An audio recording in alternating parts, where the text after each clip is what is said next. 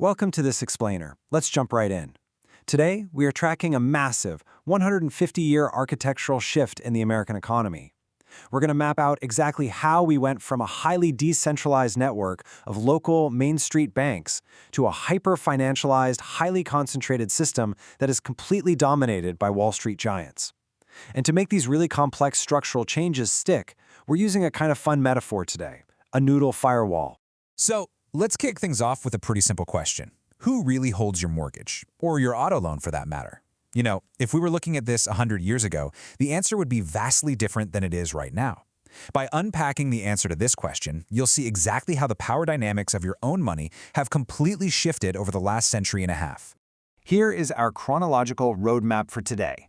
We'll be watching our metaphorical macaroni firewall get built, torn down, and digitized across 5 distinct eras: the Wild West, the Great Divide, the Wall Comes Down, the Stranglehold, and finally, the digital economy. This cheat sheet breaks down the macro-level shifts we're exploring. Notice how we start up in the top left with local, decentralized power dynamics using gold and local notes, and then we travel all the way down to the bottom right, arriving at a highly centralized algorithmic system. Keep this table in mind. It's basically your anchor for understanding the massive structural evolution we're about to unpack. Part 1. The Wild West. All right, so during this period, stretching from the 1860s right up to 1913, America actually didn't have a central bank. No way.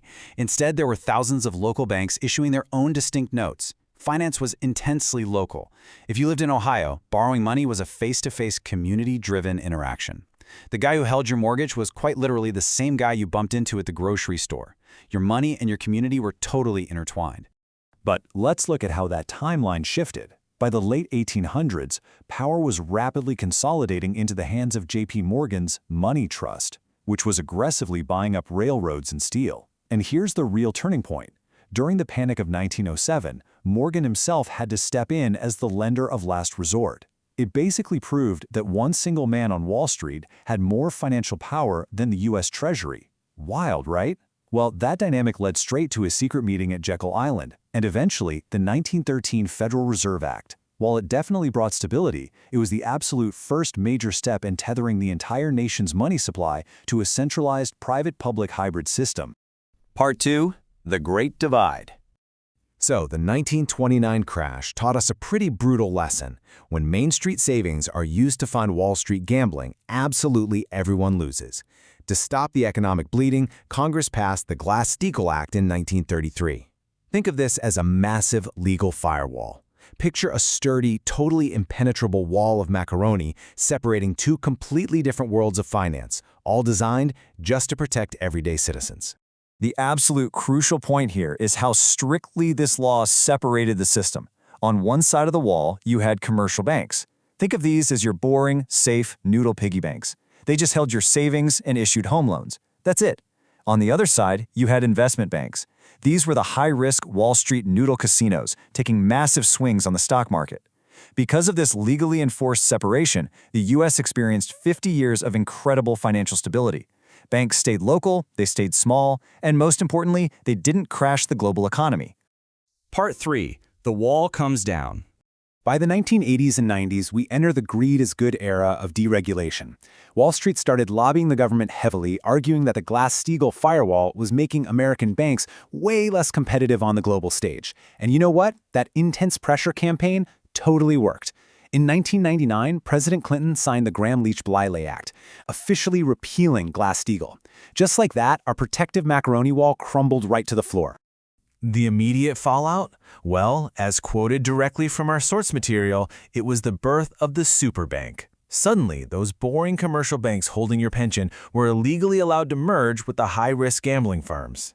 This created massive, hyper-consolidated institutions like Citigroup and J.P. Morgan Chase. We were officially in the modern era of banks that are considered, quite frankly, too big to fail. Part 4. The Stranglehold.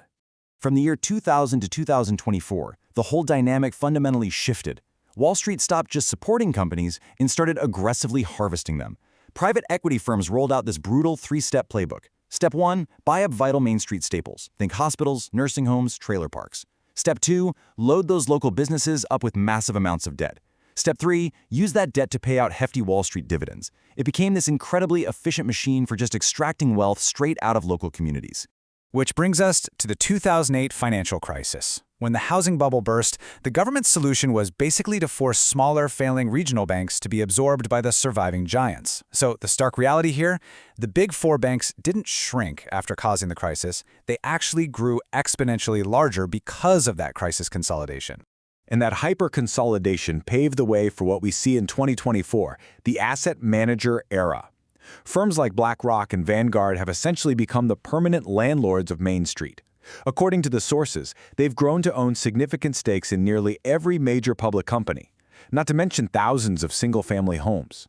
They've reached a scale where they can effectively dictate the cost of your everyday living, from your rent down to your groceries, straight from a boardroom in Manhattan. Part 5. The Digital Economy. Today, if we zoom into a 2026 perspective, that physical local banker from the 1860s, completely gone.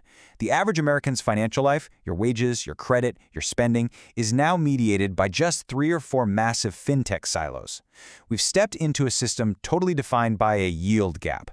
Wall Street uses high-speed algorithms to capture massive profits in mere milliseconds, while everyday households are left struggling with rent-seeking fees and interest rates that are meticulously designed to favor the lender over the laborer. Looking ahead to emerging tech like central bank digital currencies, or CBDCs, we're seeing what could be the ultimate phase of this shift.